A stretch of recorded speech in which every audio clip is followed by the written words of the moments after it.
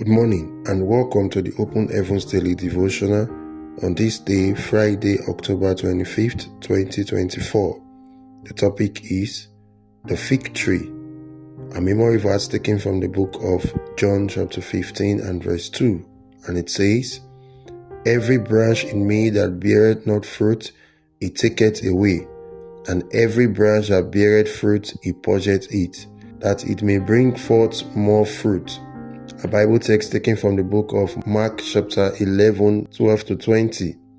"And on the morrow, when they were come from Bethany, he was hungry, and seeing a fig tree afar off, having leaves, he came, if happily he might find anything thereon. And when he came to it, he found nothing but leaves, for the time of figs were not yet. And Jesus answered and said unto it, No man eat fruit of thee hereafter forever.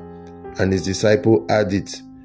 And they come to Jerusalem, and Jesus went into the temple and began to cast out them that sold and bought in the temple, and overthrew the tables of the money changers and the seats of them that sold doves, and would not suffer that any man should carry any vessel through the temple. And he taught, saying unto them, Is it not written, My house shall be called of all nations the house of prayer? But ye have made it a den of thieves. And the scribes and chief priests had it, and sought how they might destroy him. For they feared him, because all the people were astonished at his doctrine. And when even was come, he went out of the city, and in the morning, as they passed by, they saw the fig tree dried up from the roots." The message. In today's Bible reading, Jesus was hungry and went to get some fig from a fig tree nearby, but unfortunately, he did not find any. Jesus cursed the tree and it dried up, even though it was not the season for figs, meaning that it was natural for the tree not to have fruit at that time. Jesus still cursed it. You may think that Jesus was being unfair to the tree, but he was sending a message to us with that act. You must never wait for the right condition before you begin to bear fruit for your master. He that observeth the wind shall not sow, and he that regardeth the cloud shall not reap. Ecclesiastes 11 verse 4. If God has given a believer an assignment, he or she should work towards it whether the conditions are right or not. If believers keep waiting for the right conditions, they will never achieve their goals or fulfill their destiny. If you keep observing the wind, you will not sow. And if you have already sown, if you keep observing the cloud, you will not reap. You must set out to bear fruit even when the conditions around you do not suggest that you should.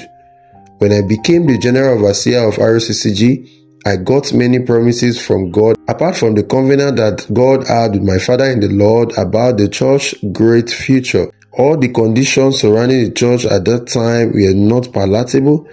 We did not even have enough money to pay the general overseer's salary, not to talk of getting money to establish parishes around the world or hosting large meetings where millions of people will gather.